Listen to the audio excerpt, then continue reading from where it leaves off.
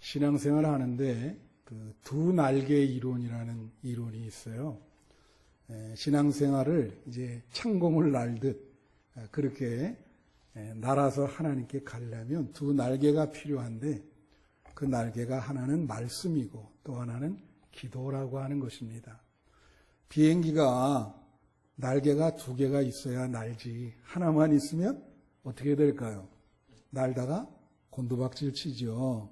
그래서 두 날개가 중요하다. 말씀과 기도 생활이 중요하다. 그런 내용이에요. 그런데 유대인들에게 있어서는 기도가 곧 말씀이고 말씀이 곧 기도입니다. 우리가 오늘 이렇게 기도라고 생각하는 것들은요, 유대인들은 간구라 그래요. 다 같이 간구. 근데 그들이 기도라 그럴 때는 그걸 테필라라 그러는데 그 기도는 말씀을 읽고 깨달으면서 찬양도 하고 명상하고 그러는 것을 기도라 그렇게 얘기해요. 그러니까 결국은 유대인들에게서는 기도가 말씀이고 말씀이 곧 기도인 거예요. 이래서 한마디로 얘기하면 신앙생활은 기도생활이다. 그렇게 정의를 내려도 과언이 아닙니다.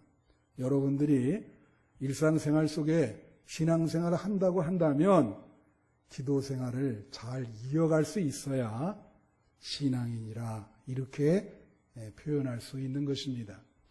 오늘 본문 말씀은요, 어떤 내용이 나와 있냐면 우리가 기도할 때 이 기도가 하늘로 올라간다 그래요.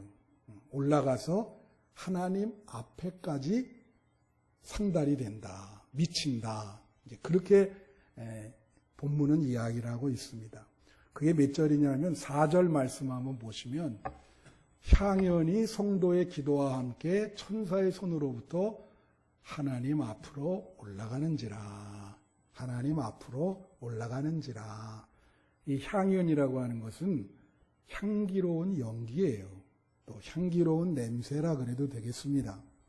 그것이 성도의 기도와 함께 천사의 손으로부터 하나님 앞에까지, 바로 하나님 보좌 앞에까지 다다르는 겁니다. 이러한 그 용법은 사도행전 10장 4절에도 나와 있어요.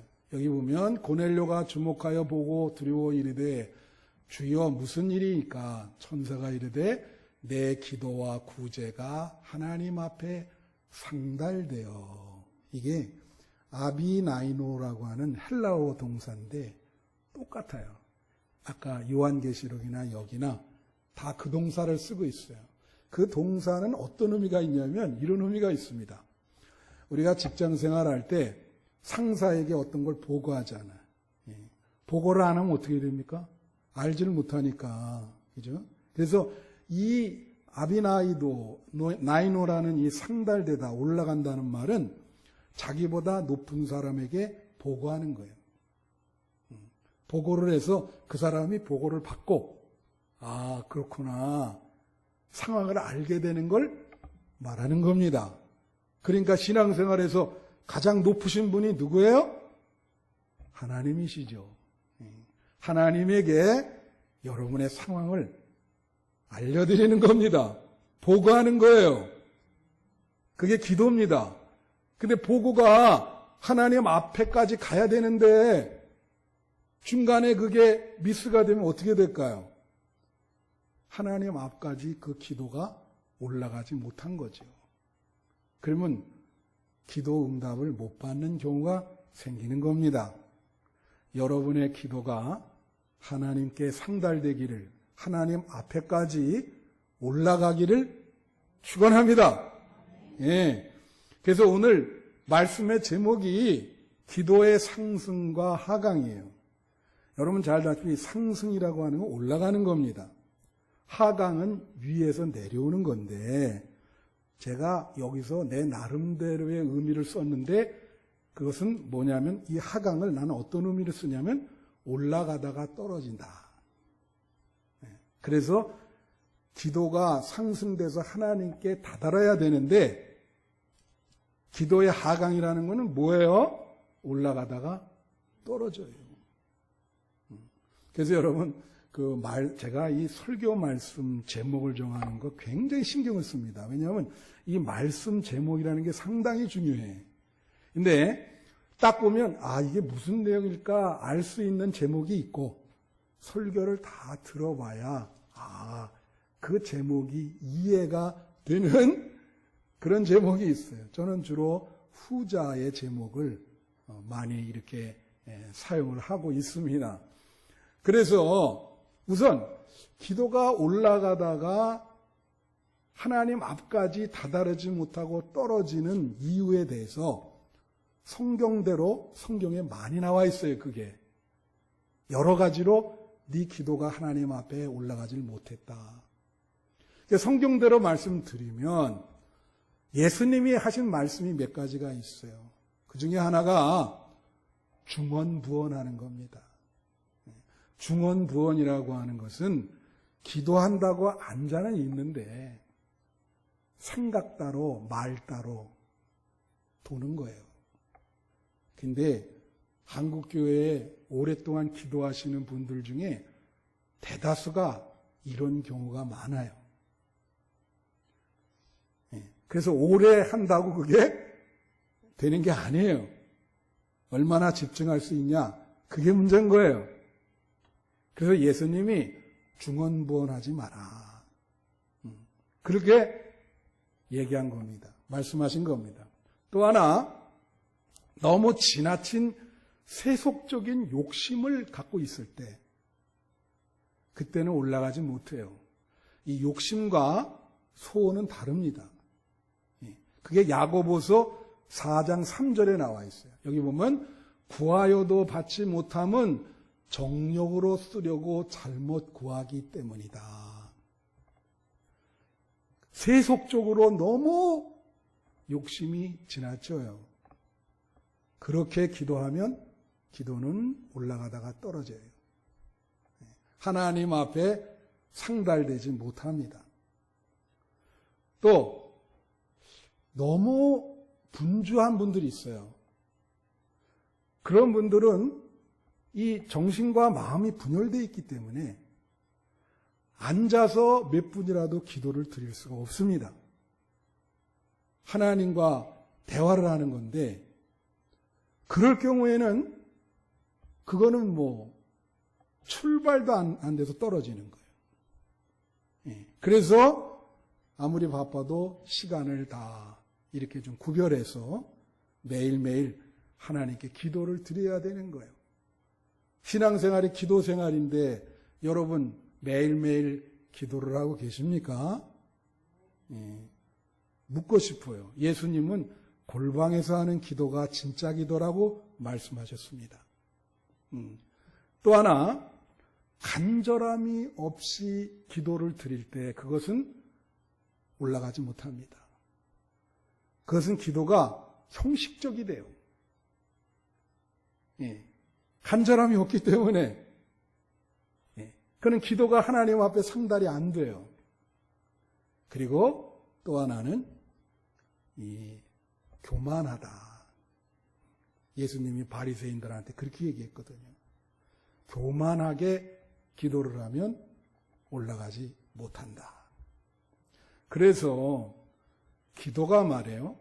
이게 하나님과 교제하는 기쁨의 시간이 돼야 되는데 기도가 중노동인 경우가 있어요.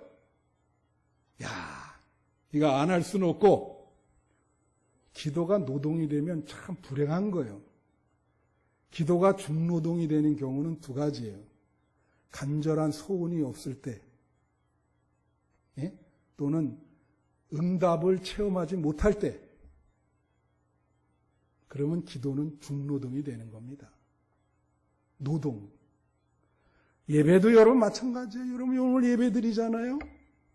이 예배를 우리가 천국잔치라 그러거든. 그렇죠? 이게 하나님과 만나는 기쁨이 예배에 있어야 되는데 그런 게 없다.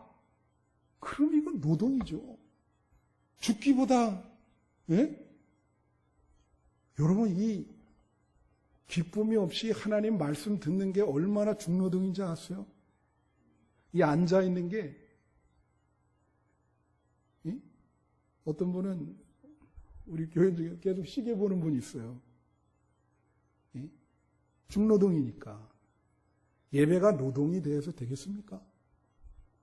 정말 하나님과 만나는 즐거운 잔치가 돼야지. 제가 어느 때 부산에 이제 그 경성대에서 학생들 가르치고 있을 때 그 지역교회에서 부흥회, 그러니까 새신자 초청 부흥회를 했어요.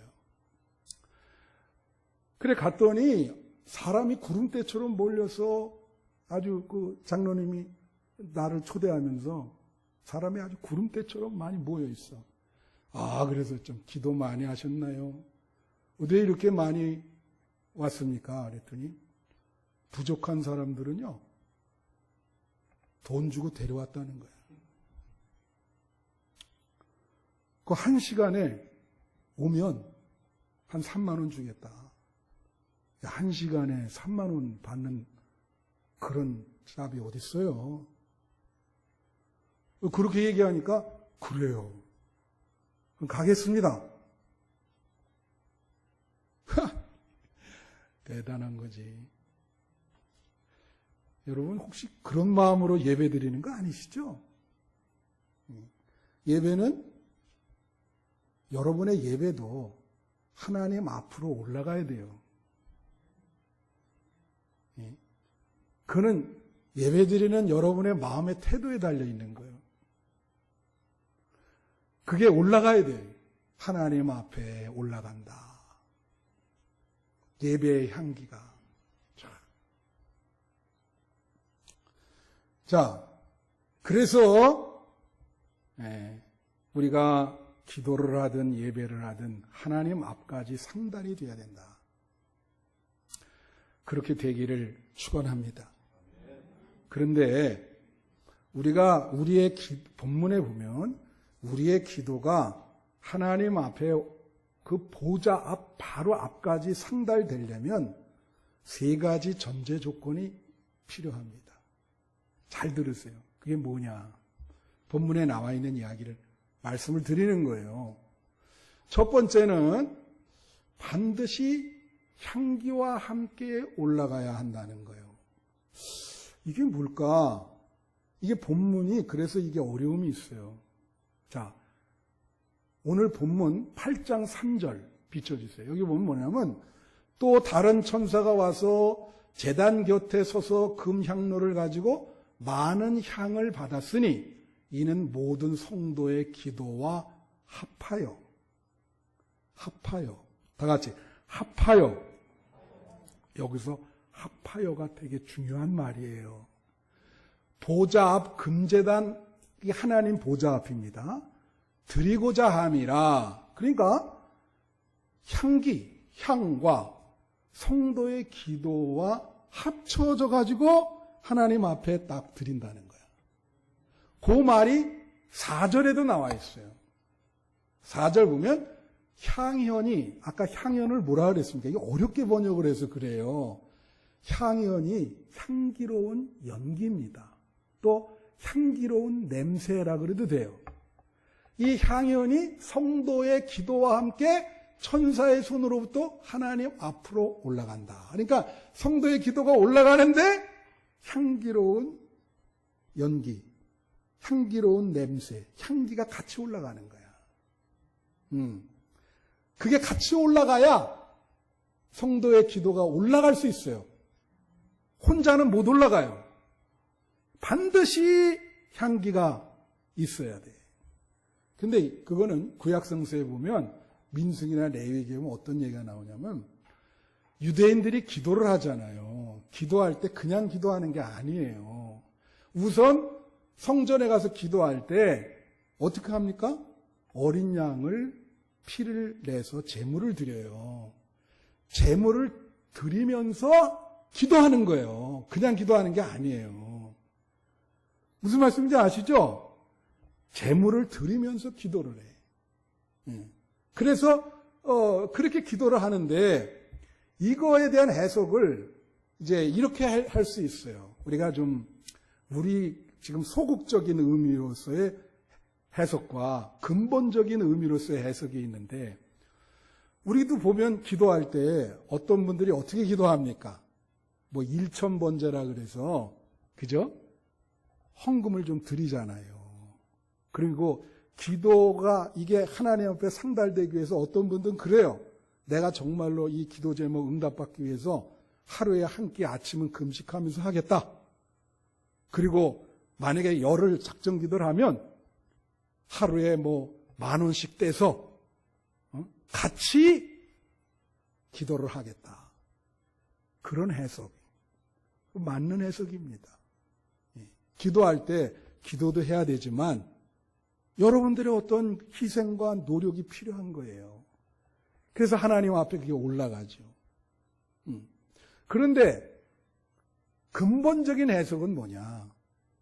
이 제물을 드리면서 기도할 때 이 제물이 예수 그리스도의 십자가의 피라는 거예요. 우리가 예수 그리스도를 보라, 세상 죄를 지고 가는 어린 양을 보라 이잖아요. 어린 양의 피. 예수 그리스도의 십자가가 제사고 제물입니다. 예수님 당신이. 그래서 에베소서 5장 2절에 보면, 잘 들으세요. 여기 뭐라냐면 그리스도께서 너희를 사랑하신 것 같이 너희도 사랑 가운데서 행하라. 그는 우리를 위하여 자신을 버리사 향기로운 제물과 희생 제물로 하나님께 드리셨느니라. 예수님 자체가 향기로운 제물이라는 거예요. 다 같이 향기로운 제물. 예. 그러니까 하나님이 이 기도가 올라가는데 예수 그리스도의 이름이 같이 올라가야 되는 거야. 그래서 우리가 기도할 때 기도 마치면은 뭐라고 기도해요? 예수님의 이름으로 기도합니다. 거기에 들어가야 하나님 앞에 올라가는 거야, 이게. 예수님의 향기, 예수님의 제물의 향기, 십자가의 향기, 하나님이 그 냄새를 맡으시는 거예요.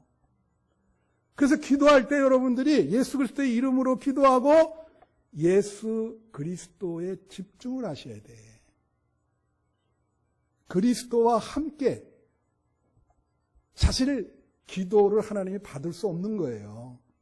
근데 예수님이 같이 기도를 하나님이 받을 수 있도록 이끌어주는 거죠. 중요한 거요. 그래야 올라가. 제가 지난번에 우리 여기 어느 권사님 오셔서 이제 식사를 가죠. 뒤웅박이라고 있어요, 여기. 옛날에 우리 이렇게 어르신들 거기 가서 몇 번 대접했잖아요. 근데 거기 보면 뭐가 있냐면요. 옛날에 우리 어머니들, 할머니들이 정화수를 떠놓는다 그러잖아요. 아침마다 목욕하고 어떻게 해요? 거기다가 빌거든. 물 하나 이렇게 깨끗한 물 떠놓고. 근데 기독교적으로 얘기하면 죄송하지만 그러한 기도는 하나님 앞에 올라가지 못하죠. 왜 못 올라가요? 예수 그리스도의 십자가 제물, 그게 없잖아요. 예수님의 그 향기가 없어요. 그러니까 그거는 그냥 올라가다가 떨어지지. 바라기는 여러분 예수 그리스도의 이름으로 기도하시고 예수님께 집중해서 기도함으로 여러분의 기도가 하나님 앞까지 반드시 올라가기를 축원합니다. 두 번째가 기도가 하나님 앞에 올라가려면요, 겸손함이 있어야 됩니다. 되게 중요해요. 이건 신구약 성경에서 다 얘기하고 있어요. 겸손함이라고 하는 것은 기도를 시작하게 하는 힘이 있습니다. 왜 겸손함이냐? 이건 어떤 생각이 드냐면 하나님 한 분밖에는 내 문제를 해결할 분이 없으시다. 이제는 할 거 다 해봤지만 손 들고 하나님 앞에 깐다. 찬송도 있잖아요. 뭐 있어요? 280장 보면 있잖아요. 뭐라고 나옵니까, 거기? 주 나를 외면하시면, 예? 나 어디 가리까? 예? 손 들고 주 앞에 옵니다. 손 들었다는 것은 세상 것 다 이제는 포기했다는 거예요. 하나님 앞에 손 들고 하나님 밖에는 내 문제를 해결할 분이 없으세요. 그러면서 주 나를 외면하시면, 주마저도 나를 외면하시면 내가 어디 가서 이 문제를 해결할 수 있겠습니까? 그게 시작인 거예요. 기도의 시작. 그걸 깨달아야지. 그죠? 그래서 겸손은 회개하는 마음이야. 회개하는 마음. 회개하는 마음. 가난한 마음. 예? 그래서 예수님이 누가복음 18장에 보면 기도의 비유를 얘기하면서 바리새인과 세리의 기도를 예를 듭니다. 바리새인이 뭐라 하냐면요. 기도할 때 성전의 맨 앞에서 이렇게 기도하면서 이렇게 기도해요. 하나님, 나는 지금까지 사는 동안 토색도 안 했고 불의도 안 저지르고 정말 깨끗하게 살았습니다. 그리고 매주 금식하고 소득의 11조를 반드시 바쳤으며 이런 사람들과는 나는 구별됩니다. 그렇게 기도를 한 거예요. 근데 세리는 저 성전 뒤에서 그 꼭지점에서 고개를 푹 숙이고, 세리는 사실 부자거든요. 근데 하나님 앞에 그냥 무릎을 꿇으면서 가슴을 치면서 내 죄를 어떻게 하면 좋겠습니까? 나를 좀 용서해 주세요. 하나님, 예수님, 나를 불쌍히 여겨주세요. 그런 기도하는 거예요. 근데 예수님이 그 기도를 두 개를 이야기를 하면서 뭐냐면 이 세리의 기도가 진짜 기도고 이 기도가 하나님께 상달될 것이다. 이렇게 얘기한 거야. 바리새인의 문제점이 뭐예요? 교만하다는 거지. 자기만 올바르다. 그런 생각을 갖고 있는 거예요. 예. 그러니까 그렇게 교만하면 그 기도는 올라가지 못해요. 제가 요즘에 이제 저는 그 신작 근간에 나온 책들을 반드시 이렇게 점검을 해요.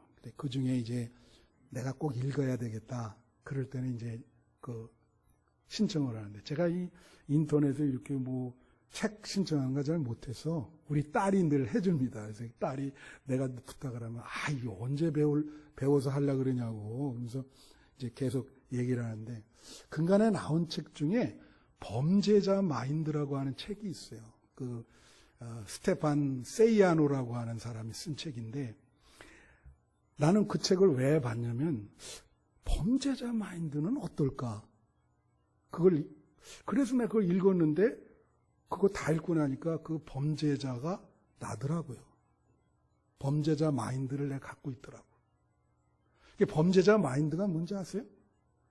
이 사람은 자기는 늘 이 바리새인처럼 올바르게 살았다 그러고, 자기가 안 되는 거는 남이나 이 사회가 잘못돼서 그렇다. 그런 생각 갖고 있어요. 그래서 자기를 이렇게 뭐 무관한 사람이라도 이 자기를 이렇게 자기는 올바르게 살았는데 그래서 저런 사람은 죽여도 괜찮다. 이런 생각을 갖고 있는 거야. 그리고 범죄자가 어떤 생각을 갖고 있냐면 자기는 좋은 사람이다. 자기는 꽤 괜찮은 사람이다. 이런 생각을 갖고 있다고.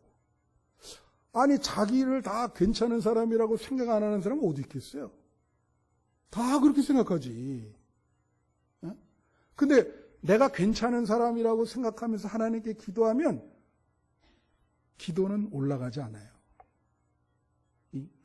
재미나는 얘기 하나 더 할까요? 그 스페인에 그 이름을 까먹었는데 116세짜리 할머니가 있어. 지금 세계에서 제일 오래 사는 사람이야. 기자가 가서 물어봤어요. 그 사람에게. 제일 우리가 주의해야 될 게 뭐냐 그랬더니 유해 인간을 만나면 피하라. 그런 게. 유해 인간을 영어로 톡식 퍼슨이라는데 사람들한테 독을 퍼뜨리는 인간이라 해요. 그래가지고요. 그 말 때문에 유해 인간, 내가 유해 인간인가 아닌가를 테스트하는 그게 여러분 인터넷에 보면 있습니다. 여러분 한번 테스트해 보세요. 지난달에 126만 명이나 그 테스트를 했다는 거예요. 그런데 그걸 읽어보니까 내가 유해 인간인가 아닌가 질문을 했을 때 내가 유해 인간이라고 하는 점수를 제일 많이 받는 문항이 뭐냐? 난 그게 흥미로웠어. 나는 다른 사람에게 무해하다. 지금까지 한 번도 해를 끼친 적이 없다. 이렇게 생각하면 100% 유해 인간이라는 거예요. 그러고 봤더니 그것도 나요. 무슨 말인지 알아요? 내가 무슨 해를 끼쳤나? 그런 사람이 유해 인간이라는 거예요. 하나님은 다 아시잖아요, 이거를. 그러니까 여러분, 겸손함이 있다는 건 뭐예요? 이건 굉장히 낮은 자리입니다. 예? 그리고 이제 다음 주 수요일 날 제2의 수요일 사순절이 시작되거든요. 구약 성서에 있는 사람들은 기도할 때 죄를 뒤집어 썼어. 살려달라고 회개하는 마음으로 죄를 뒤집어 썼다고. 그래서 하나님께 울면서 통곡하면서 기도했어요. 이 많은 죄를 어떻게 하겠습니까? 네? 용서해 주세요. 그게 겸손하게 기도하는 거요. 네? 우리 사회에 뭐가 있습니까? 내로남불이 크잖아요. 정치인들 여러분, 자기 죄를 인정하는 사람 봤어요? 없습니다. 그렇게 기도하면 내가 하면 로맨스고 남이 하면 불륜이다. 그런 사람이 기도하면 100% 그거는 하나님 앞에 올라가지도 못해. 무조건 낮은 자리에서, 낮은 포복으로. 응? 내 일부 예배도 얘기했지만 여러분에게 이분 얘기를 내가 자꾸 이렇게 얘기하는 이유가 있어요. 제가 지금까지 기도하는 분들 중에 이분의 기도 모습이 제일 감명적이었어요. 여러분에게 자주 얘기해 드렸을 거예요. 그러니까 이분은 이제 그 이장로님이라는 분인데, 신풍교회에 계시죠. 이제 원로장로로 이렇게 계시는데, 이분은 참 그 사업하시는 분인데, 시골 교회에 이렇게 이제 무너진 그 교회들이 있잖아요. 시골 교회. 거의 뭐 한 50개 정도 그 교회를 다 져줬어요. 개인이 그것도. 교회 하나도 손 벌리지 않고 본인이. 그러니까 하나님이 복을 얼마나 주겠습니까? 그렇죠? 그 남들 IMF 어려울 때도 그분은 대박 났어요. 하나님이 그 마음을 아시니까. 근데 내가 전해드렸잖아요. 그분이 어려울 때 기도하는데 밤에 와서 12시에 문 따고 혼자 들어와가지고 이 성전을 긴다는 거예요. 왜 기겠습니까? 그죠? 뭐 완전히 교다니면서 하나님 한번 살려주세요. 하나님이 그런 기도를 안 들으시겠습니까? 그렇게 기도한다는 거예요. 어려운 일 만나면. 다 문 걸어 잠고 여기 와가지고. 참 대단하죠. 여러분, 하나님은 낮은 자리에서 가난한 마음으로, 회개하는 마음으로 불쌍히 여겨달라고 기도하는 기도는 절대 외면하지 않습니다. 100% 그건 하나님 앞에 도달해요. 명심하세요. 그렇게 기도할 때 그 기도는 하늘로 활활 올라갑니다. 예. 그 다음에 마지막 세 번째가 있습니다.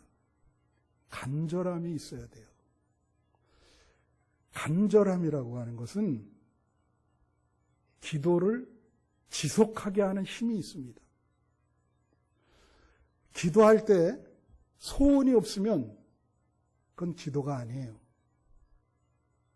형식이지.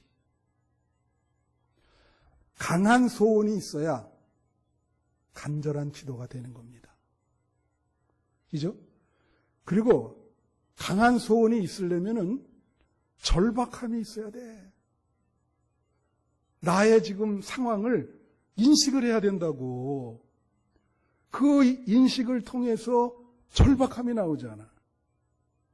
마치 자기가 이 땅에서 영원히 살 것 같은 그런 마음을 든다면 어떻게 절박한 마음이 들겠어요? 절박한 마음이라는 것은 위기의식에서 나오는 겁니다. 그 위기의식은 자기 상황, 현재의 위치, 그거를 인식할 때 나오는 거예요. 근데 사람들이 그거를 깨닫지를 못하거든. 그러니까 기도가 절박하지 않고 간절함이 없는 거예요. 미래에 어떻게 될지 잘 모르는데도 이건 이거와 같다. 마치 몸에 지금 암이 퍼지고 있는데 본인이 몰라요. 그러니까 기도를 할 수가 없는 거예요. 그렇죠? 절박함, 여러분에게 절박함이 있습니까? 소원이 있으세요? 신앙생활 하면서 내가 이런 소원이 있습니다. 하나님. 반드시 이루어야 될 소원이 있으세요? 기도하지 않고는 안 되죠. 예? 여러분, 성경에 보면은 예수님을 만난 사람들은 100% 다 절박한 사람들이에요. 편안한 사람 거의 없습니다. 예? 마가복음 10장에 나오는 소경 바디메오 보세요. 예수님이 오는 그 길 어귀에 서서 냅다 소리 지르잖아요. 하나님의 아들, 다윗의 아들 예수여, 나를 불쌍히 여기세요. 제자들이 조용히 하라니까 더 크게 다윗의 아들 예수여, 나를 불쌍히 여겨주세요. 소리를 있는 대로 지르니까 예수님이 들으셨잖아. 뭐를 원하냐, 너? 뭐를 원해서 이렇게 소리를 질러? 해결해 주시잖아. 마태복음 15장에 보면 수로보니게 여인이 나와요. 수로보니게라는 게 페니키아, 이방 여인이에요, 그게. 근데 예수님이 이제 그게 아마 마루에서 밥을 드셨는지 자기 딸이 귀신이 들린 거예요. 오락가락해요. 사람 노릇 못해요. 그러니까 이 딸을 살려야 되겠다. 예수님을 찾아갔어. 예수님께 우리 딸 좀 고쳐달라 그러니까 뭐라 그러시냐면 그러는 거예요. 자녀들을 위해서 떡을 준비했는데 그거를 개한테 줄 수 없다. 옛날에 이방인을 개라 그랬거든, 유대인들이. 그러니까 모욕을 주는 거예요. 예수님 믿음을 테스트하는 거죠. 그러니까 이 여인이 뭐라 그러죠? 유명한 말이잖아요. 개도 상에서 떨어지는 부스러기라도 먹습니다. 주님, 부스러기라도 좋으니까 우리 딸 고쳐주세요. 얼마나 절박해. 제가 이제 말씀 마치는데,